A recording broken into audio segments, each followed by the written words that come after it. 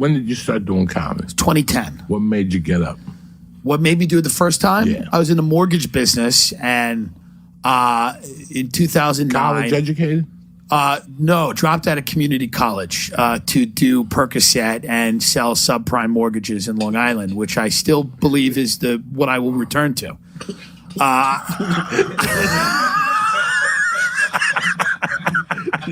I believe stand-up is a sabbatical from my true calling, which is to work in a strip mall. You're a mortgage broker in Long Island. I meet you in a diner, which is you call your office. The Imperial Diner in Freeport. Absolutely phenomenal. Yeah, you go. We got to make it real. Yeah. So it's the Imperial Diner in Freeport on Merrick Road. Yeah, you say, meet me at the office, and I hear you hang up. We'll spill hot coffee on you by mistake and look at you and go. Yeah, yeah. And when you tell me to meet you at your office, I hear the clang of a payphone when you hang up. Yeah. And so I meet you at your office. I come in, I say, hey, how you doing? Nice to meet you, Mr. Dillon. Me and my wife just got married. I'm a comedian. I saved up about $80K. She wants to live. We're having a baby. She wants to live on the island. Mr. Pop, I'm very glad. Can I get a loan? Not only can you get a loan, but let me tell you something. Yeah. How much of that $80K are you prepared to spend on the property?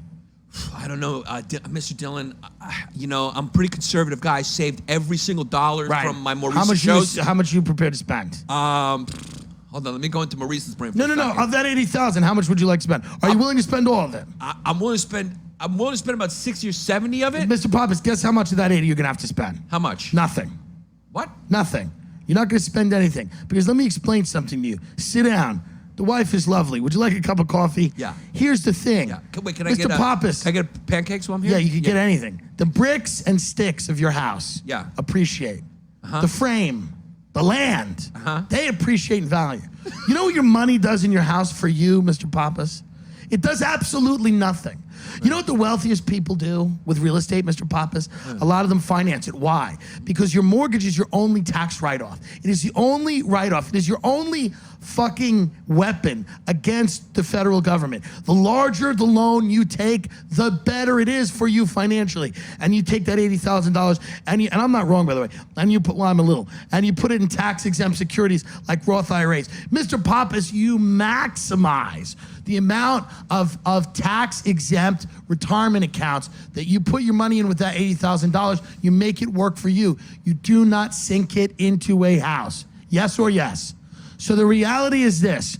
We're taking the biggest loan possible. That, Mr. Pappas, will set you free.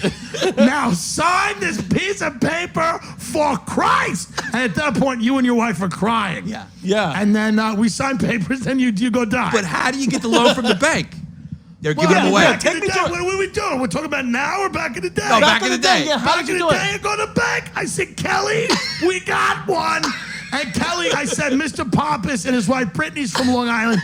They want to go buy a piece of marble hunk of shit. And Kelly has got Coke running down her nose from last night. She's got a fucking double tall non-fat latte from Starbucks, non-fat. She's not kidding anyone. We have more, we have more attractive men. You have more attractive women. Oh, interesting. Yeah, because That's New York true. dudes are finance guys. They're in suits. They're more attractive.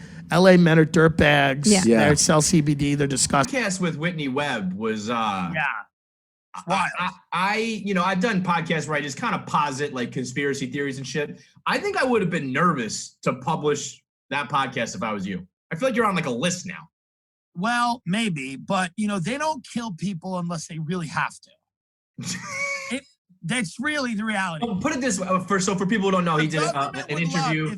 If I was the caliber of human being that stood in their way, they would love it. I am so easily co-optable. The CIA could take me to Fridays. Like, it would be so easy. But I mean, just the idea of like, if they just looked at me, like the government was like, who are we up against? And they just looked at me, they would laugh their asses off and go, oh, thank God. Like, the best thing in the world for them is that Whitney Webb is on my show. And no, we just celebrated the 4th of July. 4th of July. And then a few days later, our ex-president told us that he wasn't on the pedophile island. Happy 4th of July. Isn't that nice, everyone? Oh, say, can you see? I was only on the plane 4 times. I never went to the Island. We had a quick meeting in Harlem. And the crimes that he did, all the fucking of kids, was not involved with my Clinton Foundation work. Oh, say I am innocent of the Twitter mob. I only raped Juanita Broderick, and she enjoyed it no matter what she said. I know, but like, I don't think I'm coming back to New York forever. Yeah, no, I figured. I mean, like, when you get out, why come back?